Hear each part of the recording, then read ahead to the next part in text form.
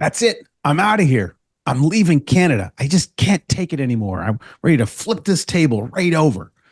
Perhaps that's you. Maybe you're feeling like that. You've had it up to here with a number of things going on, or maybe you're being called and beckoned to some brighter shores and warmer waters and thinking maybe it's time that you pack up the family and the kids and the dog and take off and leave Canada. Well, we've got some great information for you. I'm joined with my friend Henry Wong here. We're going to unpack what are some of the implications that you need to be aware of if you're considering becoming a non-resident of Canada, and or considering maybe giving up your citizenship. So there's a lot to know, a lot to unpack. We're going to do our best to uncover many of those things. And we're going to make some references, of course, to anyone who has cash value insurance policies. So as an example, perhaps you have a whole life contract. Maybe you're practicing the concept of infinite banking in your family, and you want to understand a little bit about how that might progress for you if you decided to leave the country. So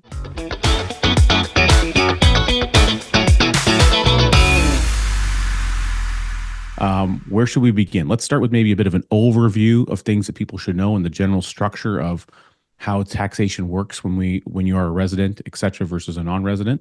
And then we'll start to unpack all the little pieces along the way. Yeah, I mean, definitely there's a rising trend. Obviously, the sentiment of people who are in Canada and experiencing the challenges that are going on, and a lot of people definitely don't see the things you probably don't see the same things what you used to know Canada as is. And the important thing I want to highlight in terms of our discussion today is leaving Canada isn't really a simple decision. There's definitely a lot of content and information out there to say all the benefits of multiple citizenship and being a non-resident and all that stuff. And just want to make sure that we're adding value to your journey. And ultimately, you are building wealth. However, it's just making sure you're not making emotional decisions, especially with the kind of climate that we're dealing with. So part of what we're going to dive into is not meant. This isn't the climate change that everyone's talking about, is it? No, Oh, not okay. this. Just checking. This one. So the main thing is the purpose of this is we're not going to dive into all of the nuances because everyone's specific individual situation is so different.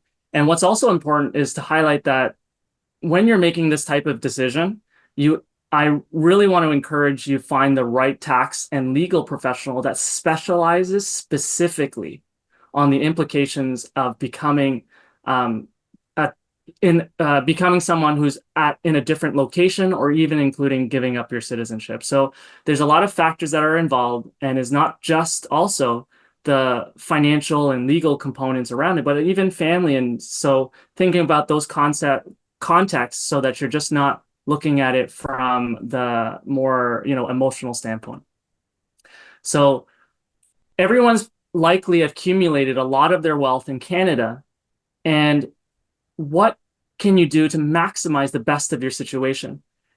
So the key thing that I kind of first want to start off with is we're unfortunately or fortunately part of a matrix of systems. And all of those systems is actually designed by someone else and controlled by someone or a party of someone. And the tax system is actually one of those systems. And if we kind of think about it, the system as it relates to the tax system, I would just say, if you ever run into tax situations that gets escalated to the highest of the courts, the one that you're actually in battle with is the King of England, really. So if you kind of take a step back and think about it, we actually haven't really upgraded from the medieval times. The packaging looks different, but it actually kind of is the same. Well, I like when you mention that, because when you think about taxation in England, like I go to, Robin Hood, and I think about the Sheriff of Nottingham who's chasing everyone down and trying to collect, bags of coins to pay for taxation. And fundamentally, because of the Commonwealth nation that we are, that's why we're still tied to fundamentally that particular individual. It's also weird saying the king, because for the longest time it was the queen, and now it's not. So it's kind of interesting from a Canadian's perspective. But given everything you're indicating here, Henry, what we're talking about from a system standpoint, you mentioned the Matrix. I mean, I've often felt like a Neo myself. I mean, I don't have the same moves that he does, but I think it's important to recognize that all of this stuff is integrated in some way. And there's a lot of, like, I'll call it bloat around the edges, especially around the tax system. And it's so nebulous to try to figure out and understand what are all those inner workings. So the importance of working with a key professional, someone who specializes in this niche, is really important. Doing a lot of research, not making a decision like this lightly in any way, and getting really clear on weighing the pros and cons of making a decision to become, let's say, a non-resident, or perhaps giving up citizenship, etc. Yeah. So there's three things we're gonna dive into. The first one is what's called taxation status. So do what what qualifies you to be taxed in Canada? And then how do you actually even detach certain components or all of those components as it relates to it?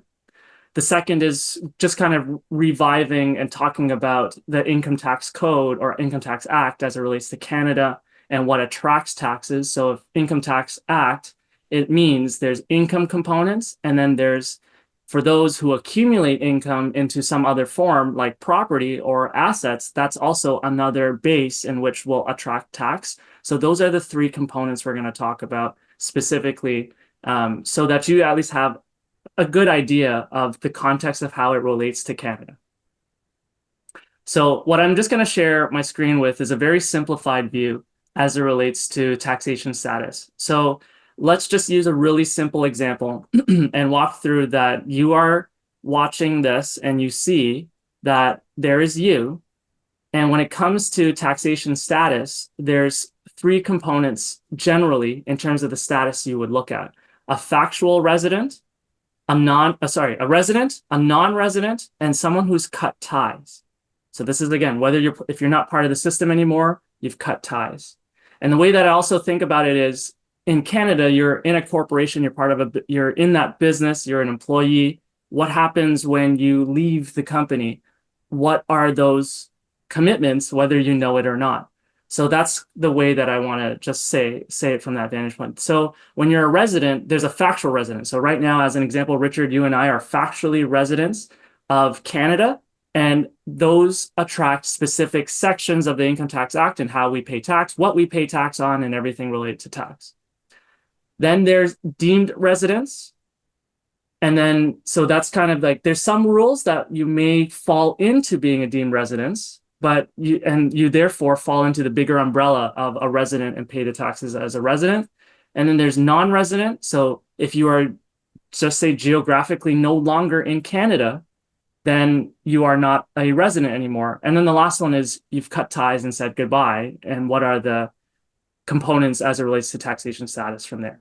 So just to kind of separate, in a way, it's a crude way of saying it, the US owns you no matter where you go in that direction. So they own what you earn no matter what jurisdiction you go to.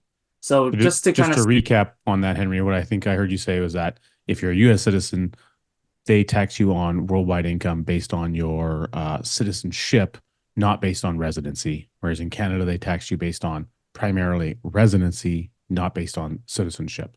So that's correct. If you were a dual citizen, let's say, of US and Canada, or a US citizen in some way, and you're working in any country on planet Earth, you have to report and fill in an IRS tax form to indicate like worldwide income, and then they're going to tax you accordingly based on IRS rules. Yes, that is correct. Whereas in Canada, if I'm not in Canada, then I could fall into non-residence, or I could be someone who's cut ties, as an example. So there's a little bit of some more broad availabilities when I am holding a Canadian citizenship, and in that standpoint. So when it comes to determining residency, there's two primary ties. Now, it's not the complete list, okay? But this is just some easy common factors that people can relate to and understand. There's two components to it. There's the primary ties, and then there's the secondary ties. And then there's actually something called what's called a tiebreaker, if you want to say. But just to keep it really simple, because this process is very complex and it's very individualized on a situation. There's primary ties, like if you own a dwelling or home in Canada, and if your spouse or partner is in Canada and there are dependents like your children, these are factors in which the king will want to make sure you are associated to Canada so he can get your tax revenue. Okay. Now, if there's if you don't have those components, however, you can still be attached, maybe. So this is where the gray area of subjectivity comes in, is bank accounts. Okay, you have one bank account. Does that mean you are a resident or vehicles or whatever? So they're going to have to take a multi-dimensional factors of putting together, and the king is going to try to build his case to say, Richard, you are still a resident of Canada, so I can tax you for it. Okay. Got So it. th So, this so is each not, each of these things are looked at like if you're in the primary category, it's kind of like there's not much you can do about it. It's pretty easy to make the case by the king that yeah, you're a resident. In the secondary category, there's a little bit more leeway, and it's going to be kind of a combination of factors to determine. Yeah, we can reasonably say, yeah, technically, Richard, I know you're living over here in like Ecuador, but actually, because you've got a vehicle registered in Canada, some insurance policies, and you've got, three bank accounts, you're actually still Canadian. yes, that's precisely it. So there's going to be a multiple factor set that comes in. And again, when you decide to cut ties, there's a very clear and different approach to things, and we'll dive into that afterwards. But it's just kind of making sure that you understand the first part of the part we were going to talk about, the status, how you end up being a resident. These are those most common factors that they will put together to say, okay, Richard is a resident of Canada, therefore he files and pays taxes to Canada. Now, there's another component as it relates to the residency ties, because remember, Canada is based on residency. So they're going to count the amount of days that you are in Canada. And the main thing that they're going to count, aside from those ties factors, is the amount of days you've been in Canada or days out of Canada. So this one is 183 days. Basically, it's roughly above 6 months. And that's when they will say, okay, maybe you might not be a resident anymore. And then there's still, again, the residential ties. They're still going to try to find ways to keep you into Canada. And so the amount of days is part of that consideration or calculation. So when it comes to residence, so now this is the second component we're talking about, is when you become a resident, we all know this, but we don't actually have awareness to the specificity of it, is when you are a resident, the first thing as it comes to income sources is they are going to tax you on your worldwide income. So if you earn income predominantly in Canada and you have other sources from Singapore and China and UK, or, I'm just throwing random countries out there, and you are having other income sources, those are going to be included as part of your income pool that gets taxed. Now, so it's just important to take inventory individually that you have employment income, you have business income, and then you have investment income. So again, you could have investment income in various locations and other sources, but they're all going to attract the income tax rules as it relates to Canada, irrespective of where they're coming from. Now, the main part I still want to highlight is if you now have multi-jurisdiction income, that has now availabilities to what's called tax treaties. And again, if you think the Income Tax Act is hard, now try diving into the tax treaties, because each of those relationships that they have with those countries have their own rules and what they agree to in terms of the taxation implications related to it. So just to be very mindful of, if there's international income sources, there's tax treaty involvement to prevent double taxation.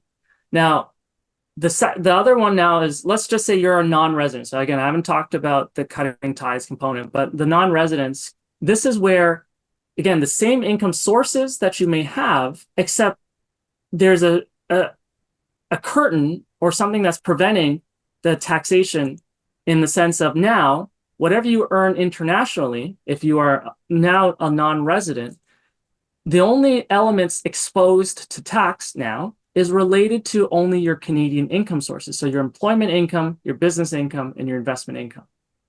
So that's why, yeah. You move to another country, you're gainfully employed or or perhaps even just like you're retired or something, let's just say, and you're maybe developing some income in that jurisdiction. You're in Mexico, let's just say. But you still have some assets in Canada. You have maybe you have an RRSP account and you're taking withdrawals off of it. So that income is inside of Canada. It's going to be taxed in Canada. Maybe you still have a business that's running or whatever, some other type of investment.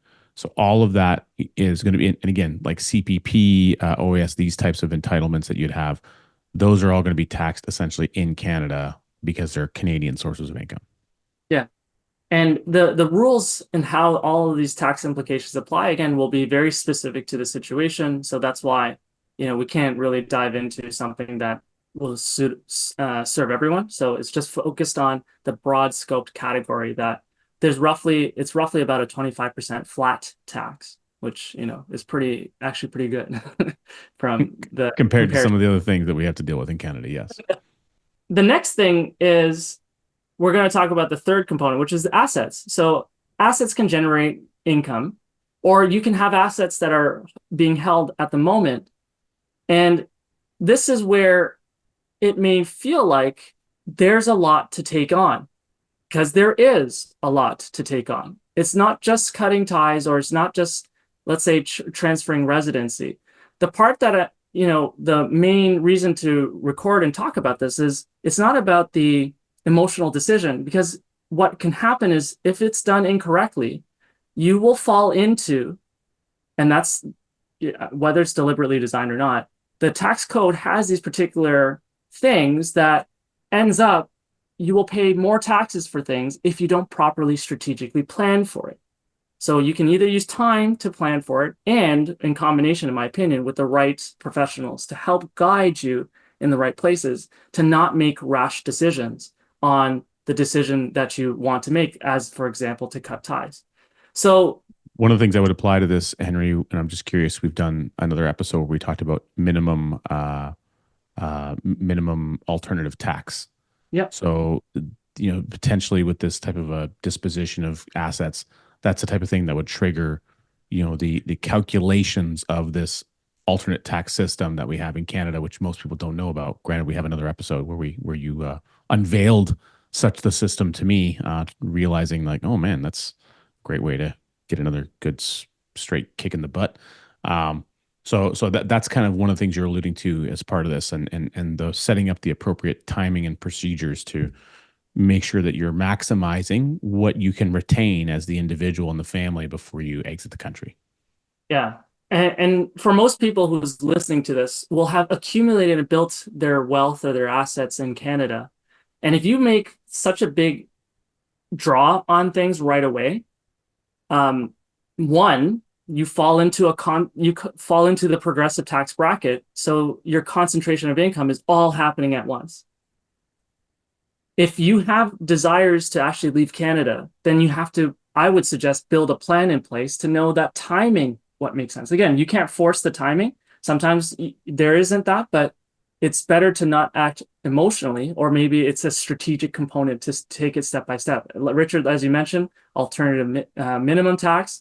Most recently, potentially, again, the new capital gains tax. There's a whole bunch of other things that have been just most recently introduced in the last 10 years that you will fall into these traps and tripwires that essentially have been created or been put in place, that maybe this impact of leaving Canada is a byproduct of it, but it's part of the concept that you would end up losing more financially if you made an emotional decision immediately. So that's just something to put that out there. The next thing is, because assets are part of the Income Tax Act, the more assets you have, this is where it becomes a lot more complex, because each asset has its own characteristic and its own intricacies, and therefore they also fall into different components of the Income Tax Act. So real estate property, as an example, attracts different asset or tax rules as it relates to private company or RRSPs or TFSA, so on and so forth. So each of those component asset classes will have different tax attributions to them. So cash is relatively straightforward. Government accounts, one of the things most people will realize when they have their partnership with the government and they've built their wealth a lot in these registered accounts, they start realizing the limitations related to them. And these are the things that we, share and talk about with a lot of our clients. But, like as an RRSP, as an example, there's already limitations related to it. But one of the things related to, as an example for TFSA, if you are no longer a resident, you still are a citizen, but you're not a resident. As an example, your TFSA, the contribution room that you thought you had, it actually stops. So the time you finally become a non-resident, if there's a gap year from now until 5 years later, that 5 year extra contribution room doesn't follow you with you. You start back to what you originally had. So there's very particular rules that people are not aware of, as an example, if you're a non-resident. Then there's real estate. So again, attracts a different set of rules related to real estate. And then permanent insurance, because of what we do with our clients and high cash value insurance, we're going to dive into a lot more specific details on permanent insurance. Again, still not the same specificity at the level of each individual situation, but want to provide a little bit more technical content around that. Private company shares are actually quite complex. So there's shares, which is an asset, and then it's what also the value of those shares and what those shares hold. So inside of your company, you may have other assets too. You may have other components that add to the layer of the complexity. So private company shares are pretty complex to deal with. Other assets. So some people are collection, vehicles, art, stuff like that. There's other assets just on a broad scope there. What about those pensions that you've been earning and contributing to? How are those going to be dealt with in terms of the situation, depending on the decision that you make? And then also same with the government entitlements like the CPP, OAS, and GIS. So this is kind of like a very common group of assets, not exclusively all of it, but these are the key thing is why I'm showing it this way is this is not an easy decision. I just want to cut ties. I want all the paperwork that I need. But what is the trickle effect by making some decision that you make either as a non-resident or as someone who's cut ties? And the key part of why I've highlighted is each of these individual components will have its approach and how it needs to be handled. And then depending on the complexity of it, so now I'll dive into something like real estate or insurance or private company shares. These, you might need something, what's called a clearance certificate. It's essentially, you want to have that documentation to basically recognize that the government agreed to cut ties here and not to follow you any further, if there's any further misunderstandings or discrepancies. Not saying it's done intentionally.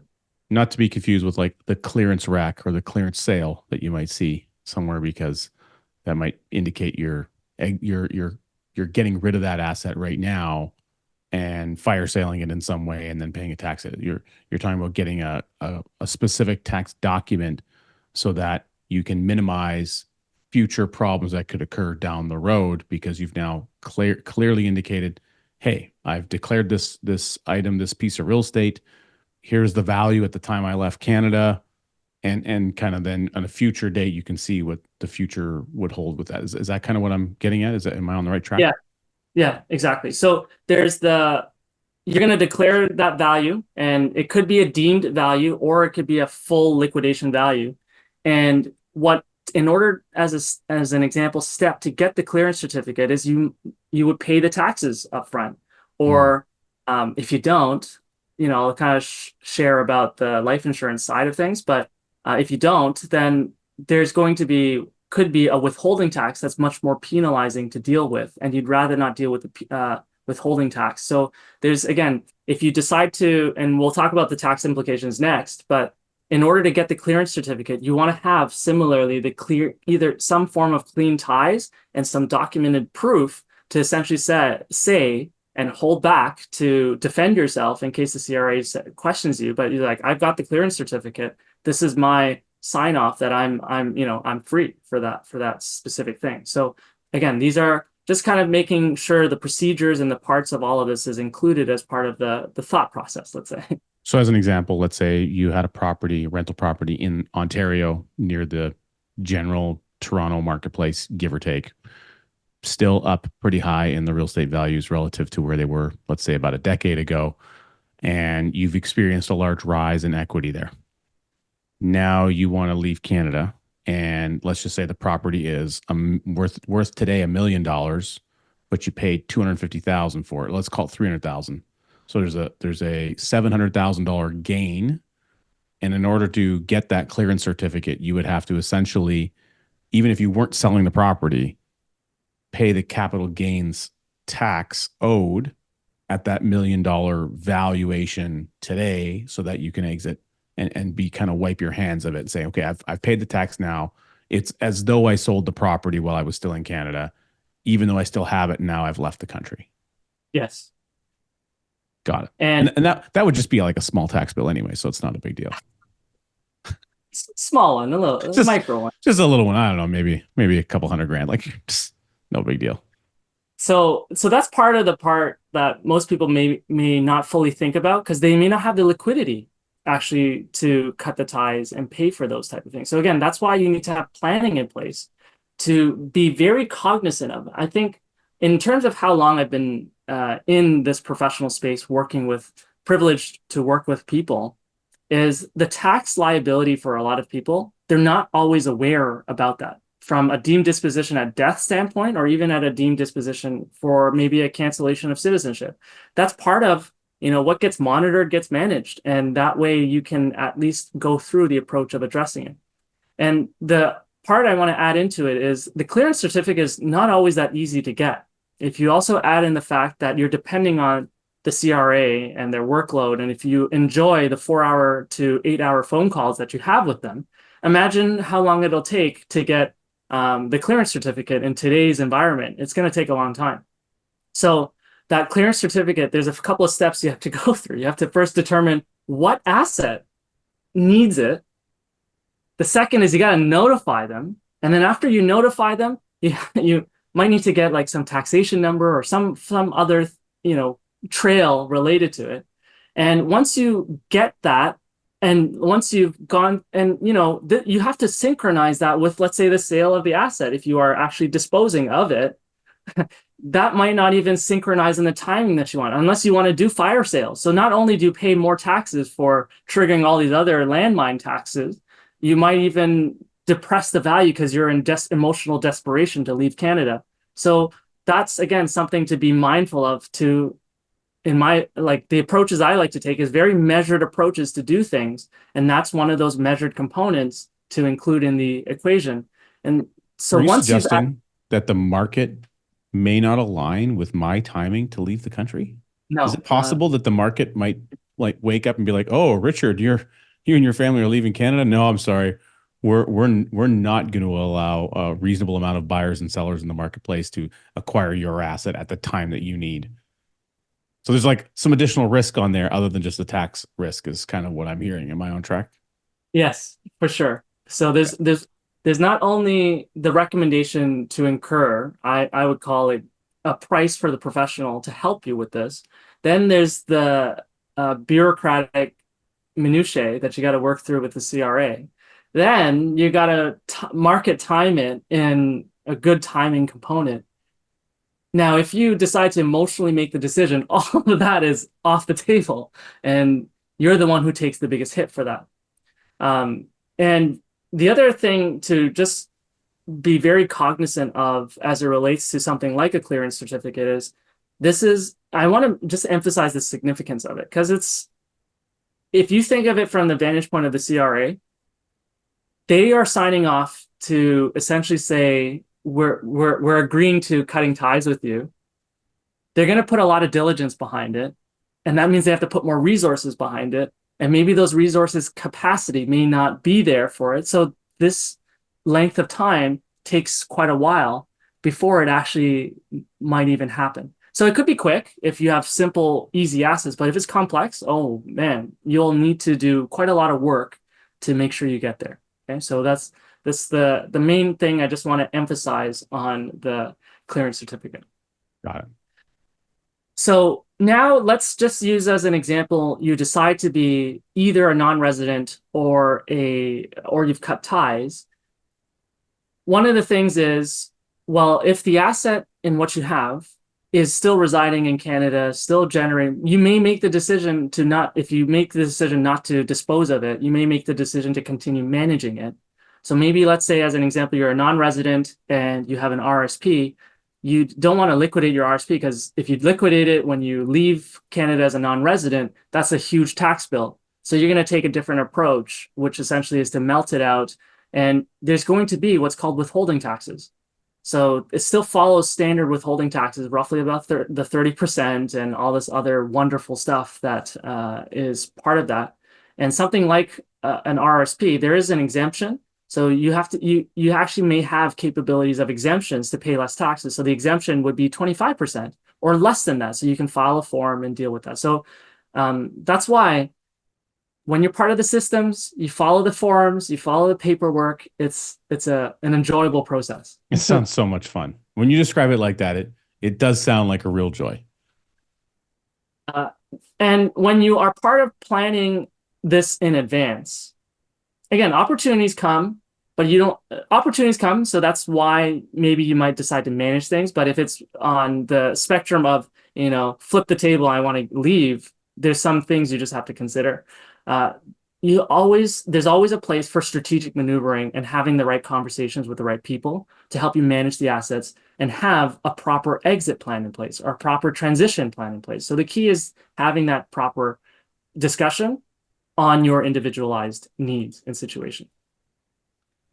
Now, the next one is, let's just say you decide to give up citizenship, and what are all of the events that are going to happen to that?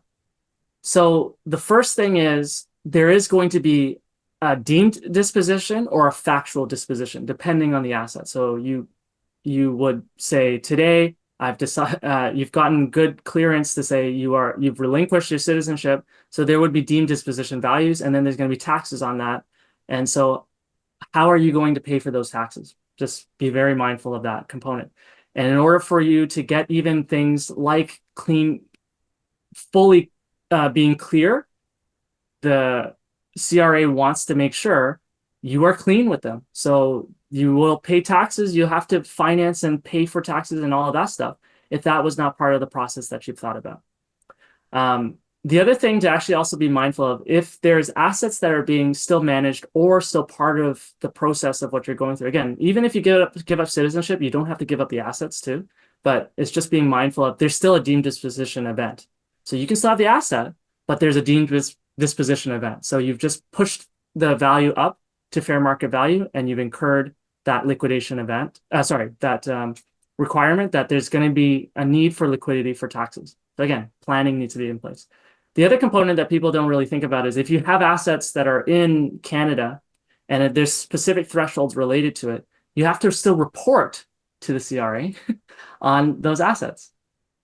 So people, your hands are not free yet. You still, even though you are residing internationally and you have assets in Canada still, there's still potentially reporting requirements. So those are things to be very mindful of.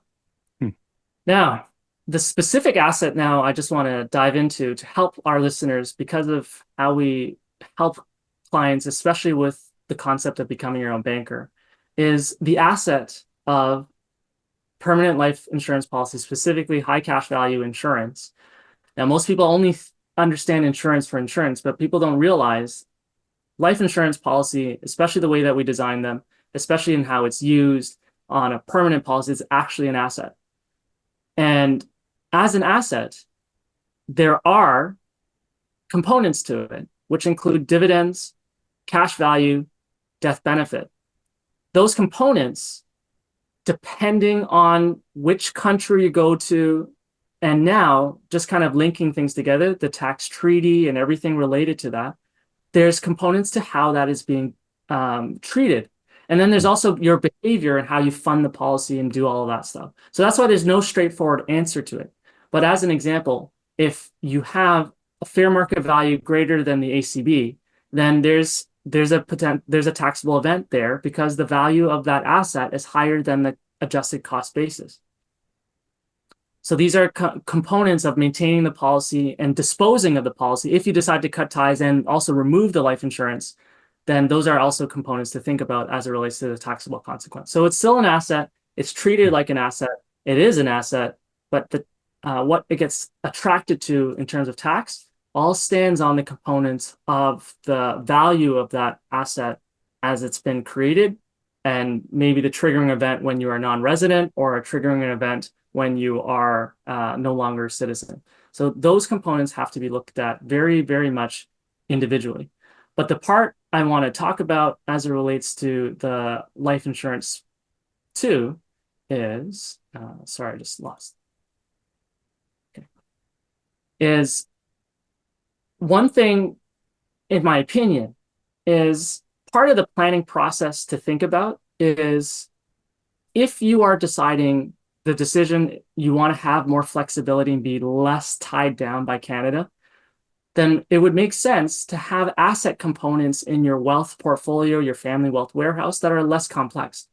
And in my opinion, the permanent life insurance is actually a lot less of a complex animal compared to things like private company shares or government registered accounts or real estate. So this is just another thing to really appreciate the power of this kind of asset that is available. And it's actually very uniquely available only for Canadians and U.S. citizens. I mean, other countries have life insurance, but the way that we can really benefit policy owners and life insured with it is very unique for Canada and U.S. So that actually really highlights how great this asset is.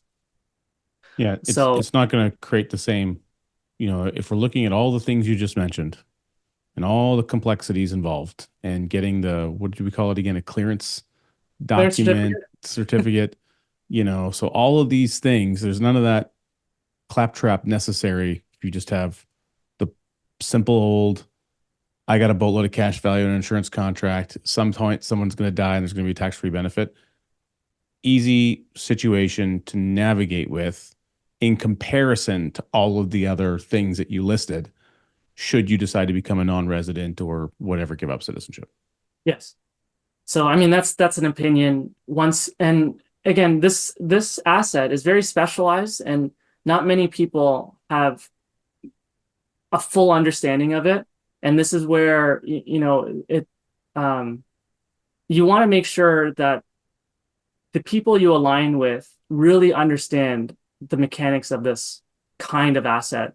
No different than when you are doing real estate and you're renting real estate or you're developing real estate. You want to find a professional who knows how to do the accounting and tax filing for real estate. Life insurance is no different. And this is the same thing that I would really just encourage listeners to really be a part of, to know when they add this asset into their portfolio arsenal. Now, when it comes to the permanent life insurance, there's just to keep it really simple, that there are consequences if you decide to cut ties and it is an asset, and let's say the value is greater than the fair market value of the asset is greater than the ACB. Really, there's two options. The first option is to pay the tax and and get that clearance certificate. That is the most preferred option to do. The second option is, with no clearance certificate, the life insurance carrier would end up withholding 50% of the proceeds of the disposition. So if your value of your policy in terms of fair market value is $100,000, just using easy numbers, and your ACB is $20,000, the insurance company would be required to withhold 50% or $50,000 of the proceeds, not the gain, the difference, the proceeds of it.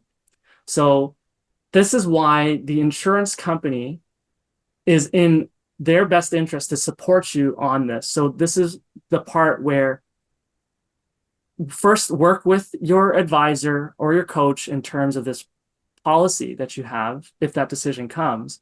The second component then is that experience is going to help you lead to at least get to do the first option, so you get the benefit of paying the tax, the difference of let's say the example I used was 80,000, the tax implication on the 80,000, instead of withholding 50% of the proceeds, being withheld for no clearance certificate reasons. So again, this is a very specialized asset that you want to get a certificate for. Just to confirm, when you say proceeds, what you're referring to is the asset component, so the cash value component. And yes. if your cash value is much greater than the adjusted cost basis. That's where you would find an indication of this taking place. So again, that's a key reference point. And just to make sure everyone's also clear, he's not referring the proceeds of the death benefit. We're just talking about the asset component. I have $100,000 in cash value. The adjusted cost basis is 20,000. The difference between those two things is 80,000, and so that would produce. If you were in Canada as a resident and you said, "Hey, I don't want this anymore. I'm going to get rid of this policy. Give me my $100,000." Because of the difference in that value and the adjusted cost basis, there would be a taxable event created. That's if you were a resident of Canada. So now, if you're becoming a non-resident, similarly, there would be a taxable implication in that situation. Yes. Same taxable implication, except the money that you will get in hand if you are a non-resident or a non-citizen and you've decided to just cut the ties on that policy. If you don't get the clearance certificate or prepay the taxes in advance, the insurance company is going to require to withhold 50%. So that's why it's much more beneficial to make sure that you go through the first option, and the insurance company will, of course, cooperate. And of course, that's when you want to work with the advisor, especially who placed the policy, to help you go through this process. So to put everything all together, when it comes to the decision, really to evaluate your future, whether it's within Canada or not, oftentimes, again, the emotional reaction comes from a political climate, and the way things happen is people will go through, who do you know that can help me get through this process the most quickest way so I can leave Canada? And you just don't want to go through that emotional decision making. So when you find those professionals, you want to interview them, you want to test them, you want to challenge them, and make sure that just because they know how to get something done doesn't mean there's not going to be some back end that can come back to you. So that's why you want to work with someone who actually specializes and understands this particular component. And the next thing is those professionals, depending on your circumstances, if you're a non-resident or you have other foreign income sources, things like that, they can help you manage the taxable events and the tax treaties related to those countries and situations. That's why you want to make sure that the more complex you come into, the more someone else's system wants to take from you. And that's why you want to find the right professionals to mitigate the risk and protect you against those incoming forces. So to give you another example of that, just to flush this through from a practical standpoint for our listeners. So I have policies on myself, on my spouse, and on my two kids. Richard decides he's going to leave Canada and become a non-resident. I'll just pick Mexico because I'm flying to Mexico in a couple months for an event. So I'm going to go to Mexico and we're all going to set up shop there. And somehow or other, I was able to cajole my wife into getting it done. Okay. She was the holdup, but now she's finally on board. All right.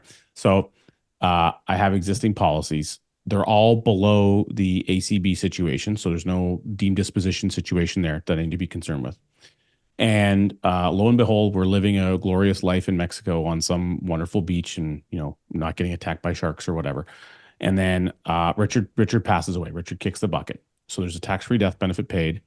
My wife, who is the beneficiary of a lot of that, needs to, sort things out. She's got to file in the claim paperwork. So nothing changes in the paperwork. We got to file the claim. We need a death certificate. We need to prove the cause of death or whatever, and all those associated things that take place. And then they will issue her the death benefit proceeds, the net death benefit proceeds after any policy loans are accounted for. And the insurance company will provide that in Canadian currency to where she's located and however she elects to receive that money. Okay. Now, I have policies on the kids and I've elected contingent owner. In this scenario, my wife is the contingent owner. But let's just say hypothetically that the kids were the contingent owner, and this happens farther into the future. Depending on the jurisdiction, now we actually really have an asset transfer. There's a value there and there's an asset transfer. In Canada, as long as you're doing things in that family lineage, it's a parent to spouse, parent to child, parent to grandchild, that little line of allotted people, there's a transfer that is exempt from any taxation of that asset. It's a legacy component.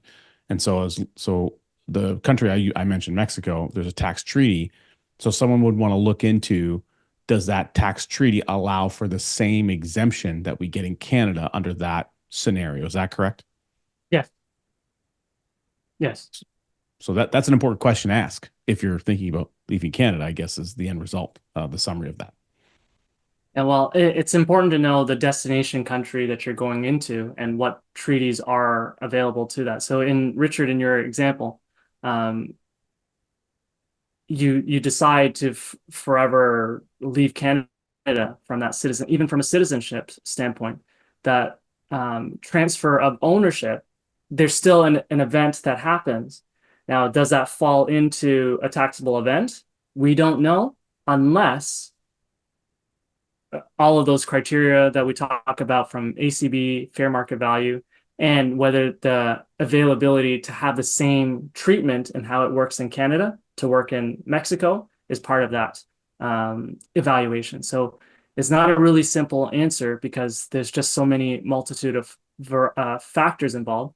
However, given all of the kind of unique characteristics of challenges this asset class brings, I'm of the opinion that it's still nice to have a great death benefit that can be paid internationally without attracting taxes generally because of the most universal tax treaties that exist for it. And just the general simplicity, like you identified, in comparison to the many other assets that we discussed. So I want to take that one step further, just from a, again, practical standpoint. So I'm in Mexico now and with my family, and I'm a non-resident. So I still have my Canadian citizenship. I still have a Canadian passport, but I'm a non-resident. And it might be very difficult for me to go get a new insurance policy. I can't go get a new insurance policy in Canada. So that's going to become a complication. However, if I have term insurance to convert, I might have a way to be able to convert it again within some leeway and some wiggle room there to be determined.